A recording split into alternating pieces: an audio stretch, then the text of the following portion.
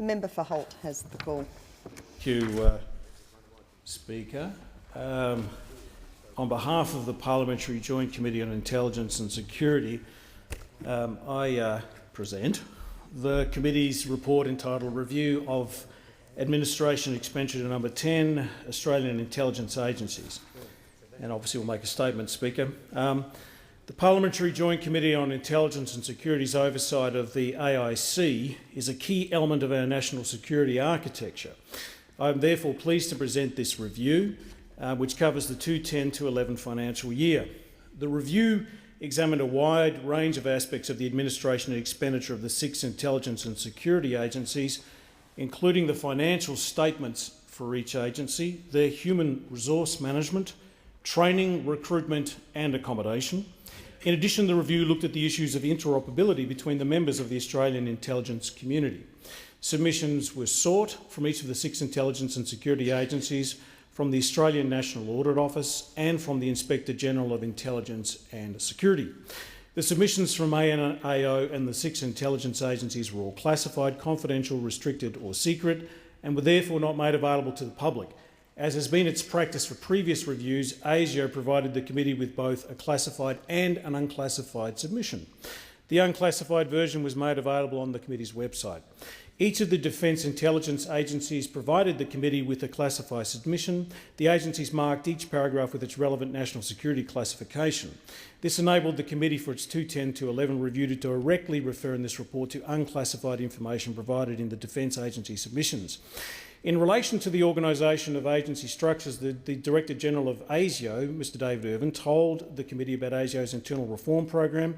He stated that the point of the reform program was, quite, not simply to meet the demand for efficiency dividends and so on, it's to address what I think is the key responsibility of anyone in a position of leadership within the intelligence community today, and that is to make sure that the intelligence community is prepared for tomorrow. One agency introduced a new and expanded organisational structure to ensure appropriate focus and risk management across all agencies of that agency's expansion.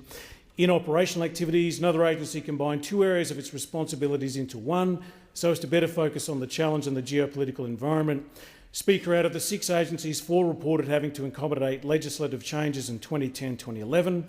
In general, all agencies again stated their commitment to ensuring their staff are informed of legislative requirements as they relate to agency functions and operations, and that where applicable they receive targeted training to ensure understanding and compliance. Apart from ASIO, those agencies experiencing growth in their workforce characterised it as marginal, and some agencies actually decreased their full-time equivalent staffing levels. Now I get into my favourite subject, the efficiency dividend. The Director General of ASIO told the committee that in relation to the Taylor Review target for staff, which was a target that was established post-September 11 to get ASIO to its full operational capability to meet current and future threats, he said, with respect to this review, we do not believe that we can reach this target without further funding. That 4% efficiency dividend is gone forever from our budget. I do not believe we can reach that target until we get access to new funding, which may be a year or so, or longer, depending on the economy down the track. Additionally, ONA stated the impact of the efficiency dividends on small agencies can be disproportionate, like ONA. ONA has been able to meet the increased annual efficiency dividend. However, the additional 2.5% one-off efficiency dividend will put much greater strain on ONA's capacity to do its job, eroding gains that flowed to ONA from the flood report. The Director General of ONA, Mr Alan Gingell, also told the committee that the new efficiency dividend will certainly impede our ability to provide the coverage which we have provided in the past. Speaker, my time's running short, but as I've said here in the past that I would come before this parliament and talk to it and inform it if efficiency dividend and its continued implementation affected operability of the intelligence agencies. I believe that this report establishes that that is now happening, and that is completely unacceptable.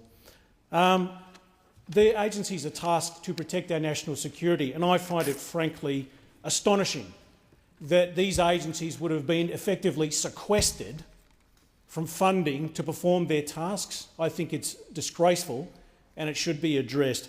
And the time available, because I think the Deputy Chair wants to say something, I'd like to thank the Secretariat staff, Jerome Brown, Robert Little, formerly Dr Catherine Olive and Lauren McDougall. I commend the report to the House Speaker.